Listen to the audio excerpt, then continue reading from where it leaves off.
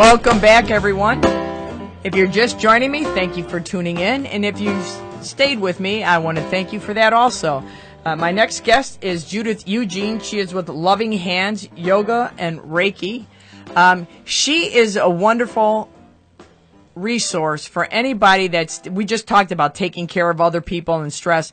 If you're one of those people, and most of us are, we need to hear what Judith has to talk about, because she provides care for the caregiver in so many ways, the kind of care we need to get ourselves whole so that we can help the others as well as ourselves, right? Right, and I understand, Carol, you're a caregiver also, and it pushes you in a lot of different directions. Yeah, it does. It does in a lot of different ways, but, you know, one of the things that my first guest said that hit home was that, you know, you have to take time for yourself.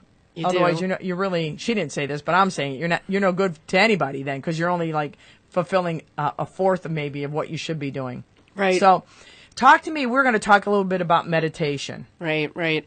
Meditation is a wonderful tool for being able to recharge, and it's something that's very portable. You can do it yourself just about anywhere. So it's sometimes good to take a class maybe to learn, but it's something that if you can learn just the basic tools like we're going to learn today, you really can't do it yourself if you can just grab a quick 5 minutes somewhere.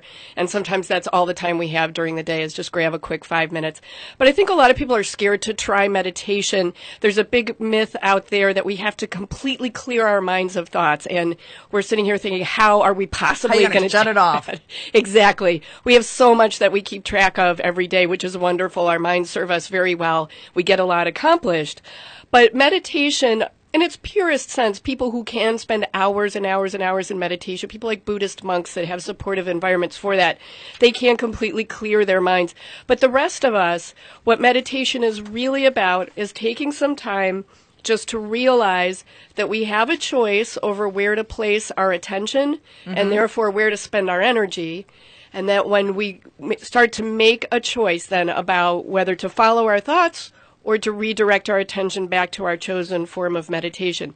So that's really it. It's just a very gentle ping-pong game back and forth of realizing when we realize we're wandering off in thought, we just bring it back to our chosen meditation. So when you talk about meditation, are you talking about going to a specific location, like, you know, some people have a certain room where they do it, or do you think that you really can get the full impact, the full benefit if you do it just wherever you are? You can, either one. Some people find it more comforting to have a very special dedicated place with maybe a special little type of altar that they've created, maybe some nice music and a candle that can help to bring people into that meditative place. Also, too, if you share your home with other people, sometimes that's your little signal. Yeah. You know, when my door is closed, I'm meditating, please do not disturb.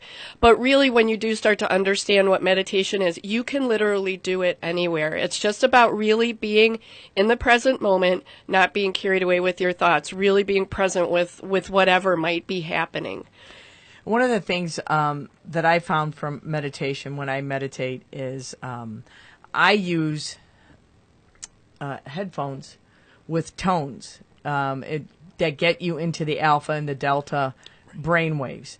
And it kind of just lulls you there. And that's about the only way that's the way I prefer to do it, because even though I know I can't shut off my brain, you know, because thoughts will invade while this is going on, at some point they must shut themselves off, because the next thing I know, the music tones have stopped, and that means 45 minutes has gone by, and I feel like I've only been there for 10. Wonderful. So it works. I mean, it's doing whatever it's supposed, even though I don't think it's doing it. You know what I mean? Right. Yep. So that's one of the ways that I've chosen to do it. And you know Wayne Dyer? Yes.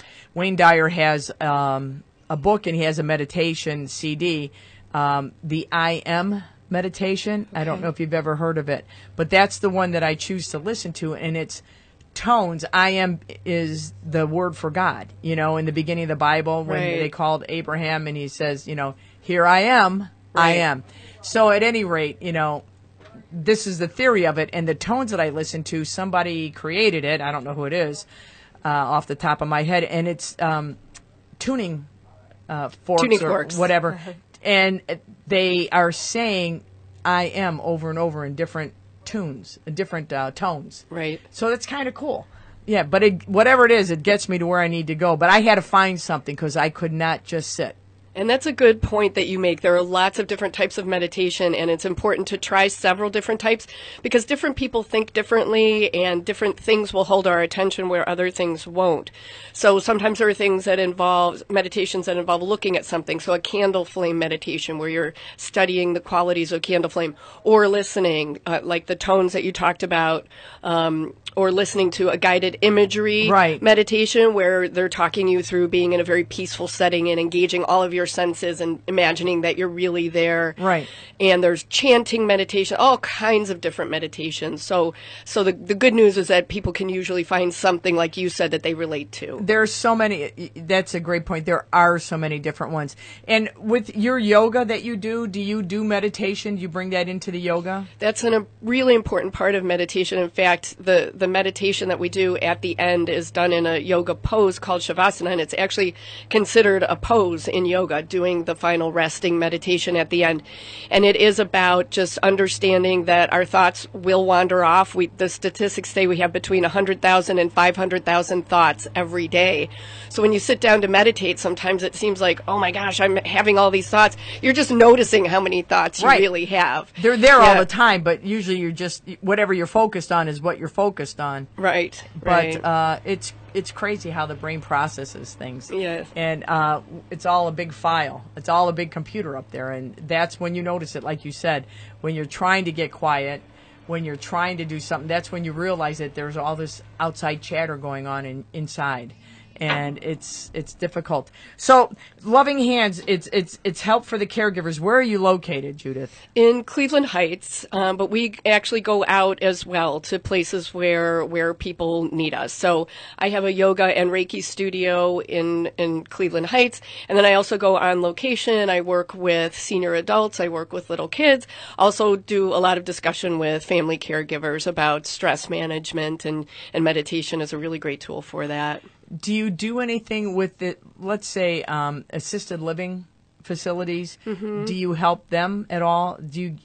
Are you able to get out and get the word out to them about this? We actually do, go into the assisted living and talk with the seniors about the things that they're facing. They go through a lot of grief and a lot of loss, a lot of frustration and anger, and I go in and just talk with them about this and give them tools for dealing with things. And a lot of it goes really hand in hand with accepting what we can't change, and that's a tough one for all of us. I know. Oh, yeah. We have a lot of investment in things turning out a certain way, so the seniors find it really helpful just to give them a safe place to talk about the things that they're going through, and meditation is one of the tools that I let them know about. Now, with your yoga, I'm going to say classes because I don't know what else to call them. That's right. Mm-hmm. Okay. How many people are usually there? I have a very small studio, so I have 4 students and myself. So usually people who are just maybe starting a yoga journey, or maybe took yoga many years ago and are getting back into it, and for whatever reason just prefer a smaller kind of, private or semi-private arrangement rather than jumping into a big studio environment. Yeah, I could see where that would be very beneficial, especially if you're self-conscious because you don't know what you're doing. I mean, I'm putting myself out there. It would be much easier to get started that way, where you feel like you're not going to be judged or laughed at. Although that does not happen. I do know it does not happen when you go to these sorts of things because everybody's there for the same thing. We're going to take a break. When we come back, we're going to have another guest, and I've asked Judith to stick around because I want to talk about some more of the things that she offers for caregivers. So stay with us. You're listening to What Women Want on Integrity Radio, WINT, 1330 AM.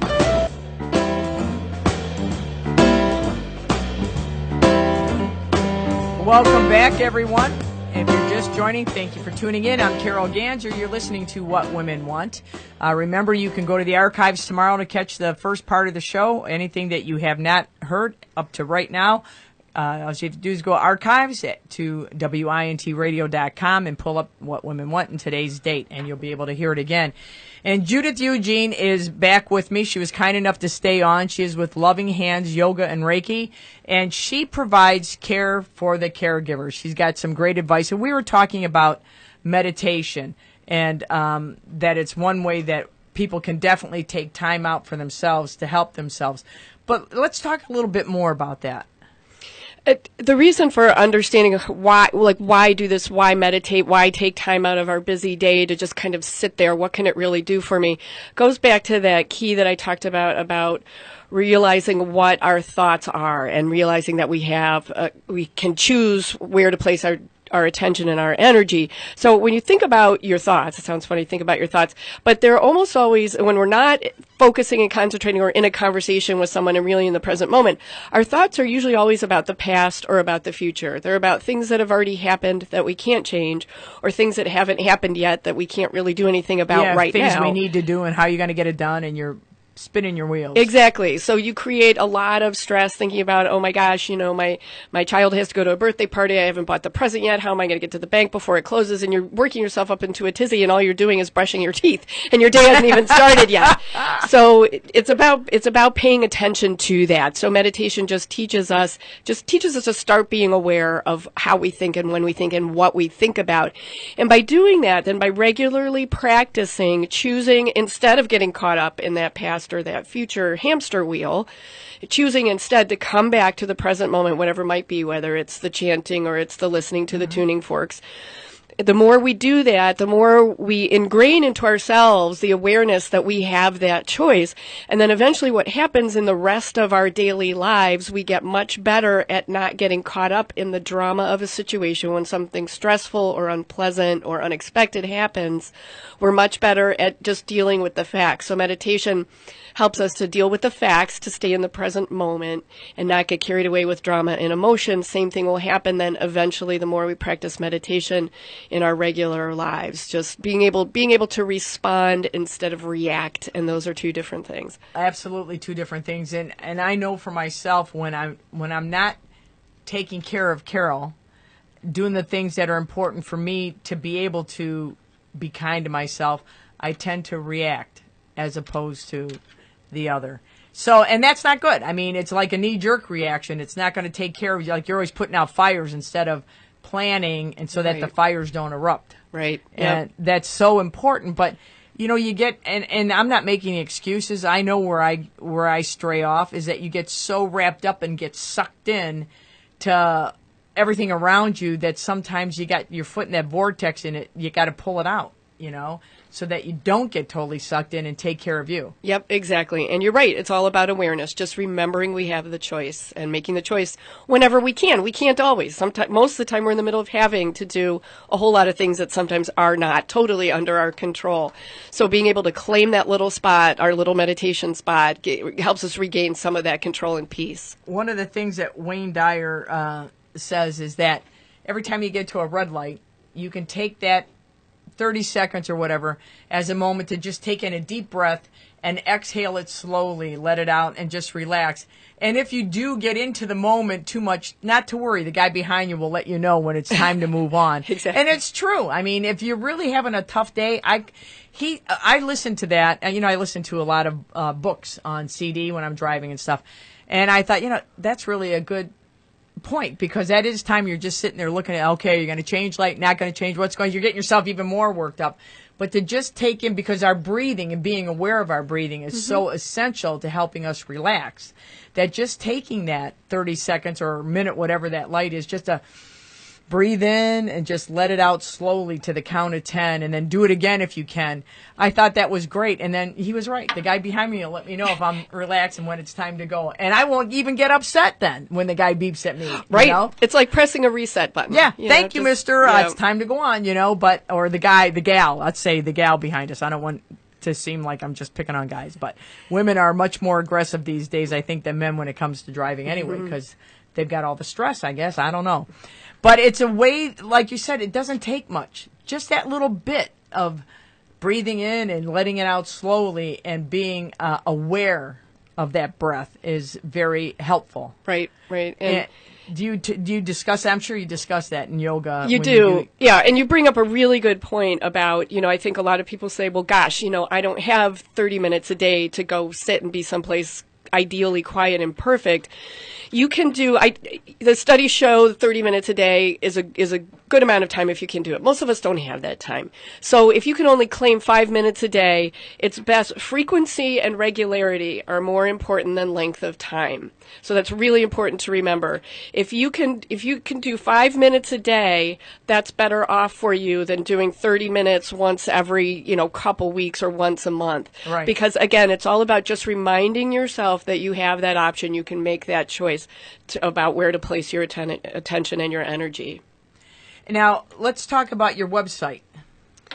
Sure. LovingHandsYoga.com is the website, and I actually have a little button on there that you can push and download some meditations that you can try even today. So just go to www.lovinghandsyoga.com. Look for the tab at the top that says Positive Living, and there's a button there that says Download Free Meditations. And there's a whole list of other classes that we offer for caregivers of all ages, whether you're caring for yourself or you're caring for someone else. And we do them, as I said, either in my studio or we go on location, go to businesses. And yeah, I was just going to bring up, you do workplace wellness programs. Exactly. Yeah. So anybody out there listening, if you feel that this is something that you could benefit from, or your coworkers could benefit from, this might be something that you might want to bring into your workplace on a lunch hour, like a lunch and learn, where Judith could come in and educate you a little bit about this. I don't know how you run your program, but I think that that's excellent to be able to bring into the workplace, because that's where we spend most of our waking hours. It is. And where we pick up a lot of our stress and anxiety, which happens to overflow then at home a lot of times. So if you think that this is something you like to get into your workplace, Judith, where's the best way for them to reach you? My phone is area code 216-408-5578, or they can go to the website, as I said, www.lovinghandsyoga.com. So all you HR people out there, or anybody who is involved with benefits, this is something you might want to contemplate doing for your employees. I know the Cleveland Clinic has brought in a lot of wellness programs for their employees, including yoga, Reiki, because they realize the value of it, not just for patients, but I do know that they do it for their staff. Oh, they have a wonderful wellness program for their staff. They do. Judith, it's been great having you on, and Thanks, I want to have Carol. you back again. It was good to run into you so that we could get you back in here again. And my listeners, thank you for joining me. Remember that there's no promise of a tomorrow. Tell the people you love today how much you love them. Give forgiveness to those you've been denying it to. And make sure you keep God in your life. You'll be glad you did. Until we get together again next week, I'm Carol Ganser, thanking you for joining me on What Women Want, Integrity Radio, WINT 1330 AM.